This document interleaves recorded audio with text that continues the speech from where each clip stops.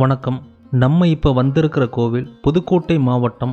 புதுக்கோட்டையிலிருந்து பொன்னமராவதிக்கு செல்லும் வழியில் குளிப்பிறை என்ற ஊரிலிருந்து 3 கிலோமீட்டர் தொலைவில் செவலூரில் இந்த ஆலயமானது அமைந்துள்ளது. இந்த கோயிலானது முழுக்க பூமி தன்மையை விளக்கக்கூடிய அமைப்பில் இந்த ஆலயமானது அமைப்பட்டிருக்கு. இங்குள்ள மூலவர் பூமிநாதர், தாயார் பேரு ஆரணவள்ளி.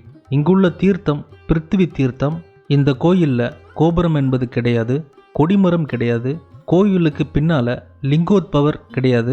முழுக்க இந்த கோயிலானது பூமி மற்றும் இந்த பூமியில் அமையப்பெறும் வாஸ்து சாஸ்திரத்தினை விளக்கக்கூடிய கோயிலாக இந்த பூமிநாதர் கோயிலானது அமையப்பட்டிருக்கு. இந்த பூமிநாதர் வாஸ்து சம்பந்தமான பிரச்சனைகளை போக்கக்கூடியவர். மனையடி சாஸ்திரம், நிலப்பிரச்சனை, வீடு கட்டுவதற்கு உண்டான அனுகிரகம், சிவாலயங்கள் அமைப்பது போன்ற அனைத்து நிலம் சம்பந்தமான சுபகாரியங்களை நிறைவேற்றக்கூடிய கடவுளாக ஒரு மனிதனுக்கு 16 விதமான செல்வங்களை அளிக்கக்கூடிய தன்மையில் இங்குள்ள பூமிநாதர் இருக்கார்.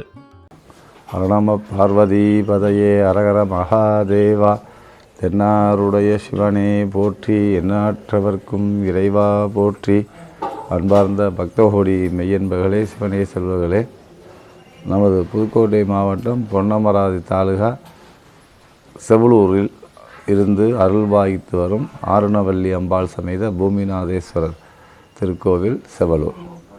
இந்த ஆலயத்தில் 16 விதமான செல்வங்களையும் தரக்கூடிய ஈஸ்வரனாக இருந்து இங்கு அருள்பாய்த்து வருகிறார். ஒரு மனிதனுக்கு தேவையான 16 செல்வங்கள். அந்த 16 செல்வம் இருந்தால் ஒரு மனிதனுடைய வாழ்க்கை பூர்த்தியாகும். அதனால் 16 விதமான செல்வங்களையும் தரக்கூடிய பூமிநாதேஸ்வரர் ஆலயம் செவலூரிலிருந்து அருள்பாய்த்து வருகிறார். வரக்கூடிய பக்தர்களுக்கு 16 விதமான தோஷங்களையும் நிவர்த்தி செய்வதற்காகவும் பூமி சம்பந்த பிரச்சனைக்காண்டி கட்டப்பட்ட ஆலயம். இது பாண்டிய மன்னன் காலத்திலே கட்டப்பட்ட ஆலயம்.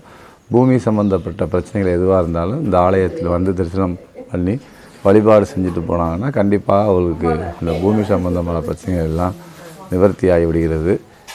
அதே போல் இங்கே ஒவ்வொரு வாஸ்தின் பொழுதும் வாஸ்து பூஜை சிறப்பாக செய்து வரக்கூடிய பக்தர்களுக்கு செங்கல் இங்கு பிரசாதமாக கொடுக்கப்படுகிறது. ஒவ்வொரு வாஸ்தின் பொழுதும் செங்கல் பூஜை செய்து வரக்கூடியவருக்கு செங்கல் கொடுக்கப்படுகிறது. இங்கே எம்பெருமான் அம்பிகையாகப்பட்டவள் ஆரணவள்ளி தாயார் மகாலட்சுமி ஸ்வரூபமாக இருந்து அருள் பாய்க்கிறார். ஏன்னா சுவாமி சிவபெருமான் 16 விதமான செல்வத்தையும் தரக்கூடிய ஈஸ்வரனாக இருக்கிறதுனால அம்பாள் இங்கே மகாலட்சுமி ஸ்வரூபமாக இருந்து அருள் பாய்க்கிறார். சொர்ணாகர்ஷ்ண பைரவர் ஒவ்வொரு அஷ்டமியின் பொழுதும் பைரவர் ஹோமம் ஒவ்வொரு அஷ்டமிக்கு இங்கே பண்ணிக்கிட்டு இருக்கோம். அதனால் வரக்கூடிய பக்தர்களுக்கு எல்லா விதமான செல்வத்தை தரக்கூடிய ஈஸ்வரனாக இங்கு பூமிநாதேஸ்வரர் பெருமான் ஆலயம் நமது திருவண்ணாமலை வெங்கட்ராம சாமியினுடைய பரிபூர்ண அனுகிரகத்தால் அவர் இந்த ஓலைச்சுவடிலேருந்து கண்டுபிடிச்சி பூமிக்காக வேண்டிய வாஸ்து தோஷம் நிவர்த்தி ஆகக்கூடிய ஆலயம் செவலூரில் இருக்கிறது. அதைவே வழிபாடு செஞ்சிங்கன்னா உங்களுக்கு கண்டிப்பாக வாஸ்து தோஷம் நிவர்த்தியாகி வீடு இல்லாதவர்களுக்கு வீடு மனை அமையும். இடம் ரியல் எஸ்டேட் பண்ணுறக்கூடியவர்களுக்கு ரியல் எஸ்டேட் வியாபாரத்தில் நல்ல லாபம் கிடைக்கும்.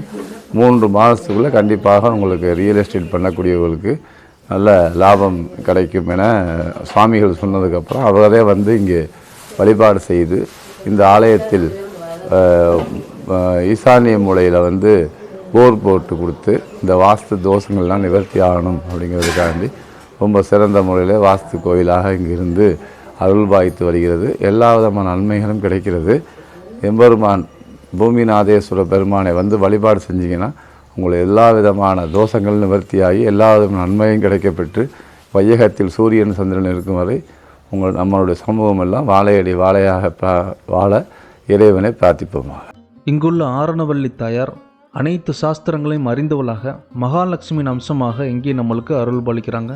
இந்த பூமியானது 4 யுகங்களை சந்திக்கும் பொழுது இதில் முதல் யுகமான கிருதா யுகத்தில் பூமாதேவி கடும் தவம் இருந்தால் அப்போது எதிர்வரும் யுகங்களில் பூமி பாரத்தை தாங்க வேண்டி இறைவனை பிரார்த்தனை செய்கிறாள். அப்பொழுது சிவபெருமான் திரேதா யுகம் மற்றும் துவாபர யுகத்தில் இப்பூமியை தாங்குவதற்கு உண்டான சக்தியை நான் தருகிறேன், ஆனால் கலியுகத்தில் தாங்கும் சக்தியை பெறுவதற்கு இந்த தவம் போதாது அப்படின்னு சொல்லி சிவபெருமான் பூமாதேவிக்கு வரமளிக்கிறாரு.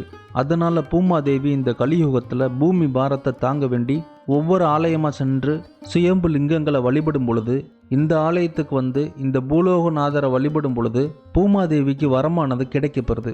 அன்றிலிருந்து இந்த ஸ்தலத்தில் பூலோகநாதராக இருந்த சிவன் பூமிநாதராக அழைக்கப்பட்டார்.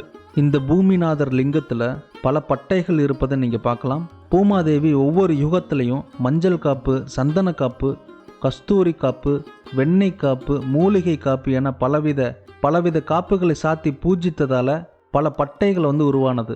அந்த தன்மையில் தான் இந்த பூமிநாதர் சிவலிங்கத்தில் பல பட்டைகள் இருப்பதை நீங்கள் பார்க்கலாம். இந்த கோயிலானது மகாவிஷ்ணுவின் அம்சமாக இருப்பதாக சொல்லப்படுது. இந்த பூமி சரியாக இருந்தால் தான் ஒரு மனிதனுடைய இயக்கமும் சரியாக இருக்கும். அதே போல் ஒழுங்கான வாஸ்து சாஸ்திரப்படி வீடு மனைகள் அமைவதற்கு, கட்டிடங்கள் நிலை கொண்டு இருப்பதற்கு இங்குள்ள சிவனை வந்து பிரார்த்திக்கிறாங்க. மூலம் சரியாக இருந்தால்தான் அனைத்தும் சரியாக அமையப்பெறும். அப்படிப்பட்ட தன்மையில் இந்த ஆலயத்துக்கு கன்னி மூலையில் மூல விநாயகர் இருப்பார். இவருக்கு முன்பாக 2 மூசுக வாகனங்கள் இருப்பதை நீங்கள் பார்க்கலாம். இங்கு முருகன் சன்னதியில் முருகன் வள்ளி தெய்வானைக்கு நடுவில் சுப்பிரமணியராக 6 அடி உயரத்தில் பெரிய முருகனாக இருக்கிறாரு.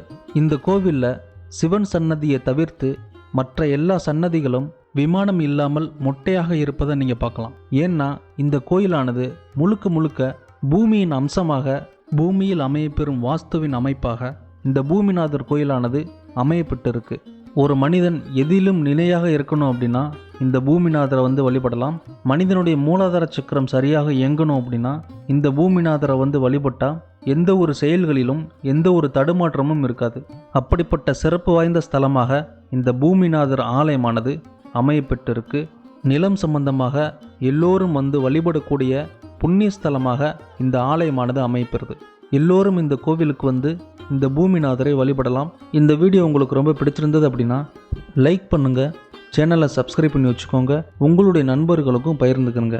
மீண்டும் உங்களை நான் வேற ஒரு ஆலயத்தில் சந்திக்கிறேன். நன்றி, வணக்கம்.